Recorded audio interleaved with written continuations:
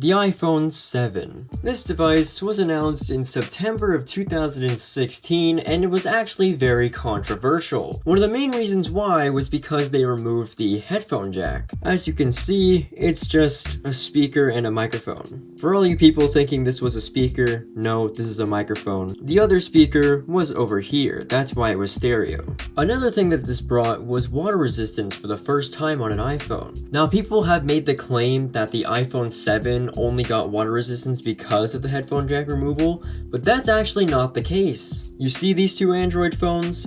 Look at the bottom. They both have headphone jacks and they're both water resistant. The only reason they actually wanted to remove the headphone jack was to sell their AirPods, in which the AirPods didn't actually come out until 3 months after this phone's release. Now on to usability. This iPhone was released with iOS 10 back in 2016 and actually got quite a bit of software updates to iOS 15.8.4, which actually came out quite recently. I wasn't really expecting iOS 15 to get any more updates, but Apple surprised us with the update a couple weeks ago. It's just a security update, it's nothing really major, but I still thought it was a nice touch. Now, a lot of people thought it was weird that the iPhone 7 didn't get iOS 16, and the truth is that the A10 wasn't that much more powerful than the A9. Though I will say the iPhone 7 Plus would have had a better chance of running iOS 16 because of the 3GB of RAM that this has compared to this one only having 2. But what does it actually mean if this device is actually stuck on an older firmware? What does that mean for app support? If you're gonna download an app for the App Store, you're gonna have to make sure that the app actually supports iOS 15 still, whether it be an older version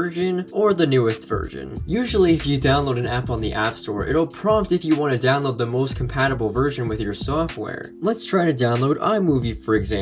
It says the latest version requires iOS 17.6. I'm sure it'll just, yeah, there it is. It prompts us to download the most compatible version. So we can just go ahead and do that, and then boom, it's installing the most compatible version with iOS 15. So most social media apps will still work on iOS 15, and in fact, I'm pretty sure that is the minimum requirement for social media apps nowadays. I have seen that YouTube recently killed support for iOS 12, so the iPhone 6 can no longer use YouTube. Now, what if you actually wanted to use this as a phone?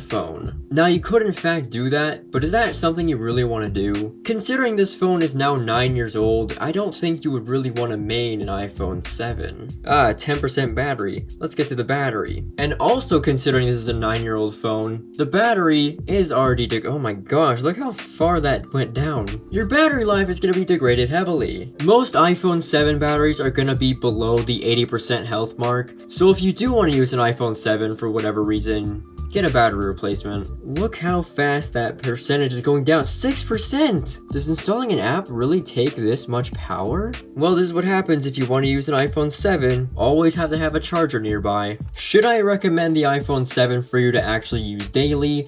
Absolutely not. The only thing I would really see this for as like a main phone is for a kid that doesn't need the latest and greatest device. It's a basic iPhone, it does basic things, and if they do break it, it's not the end of the world because these are pretty cheap on eBay nowadays. They still have access to social media apps, web browsing, emails, texting, calling, all sorts of things like that. And that's pretty much my video on the iPhone 7. So, if you have enjoyed this video and you want to see more videos like this, make sure you leave a like, maybe even subscribe if you're new, and I will see you guys in the next one.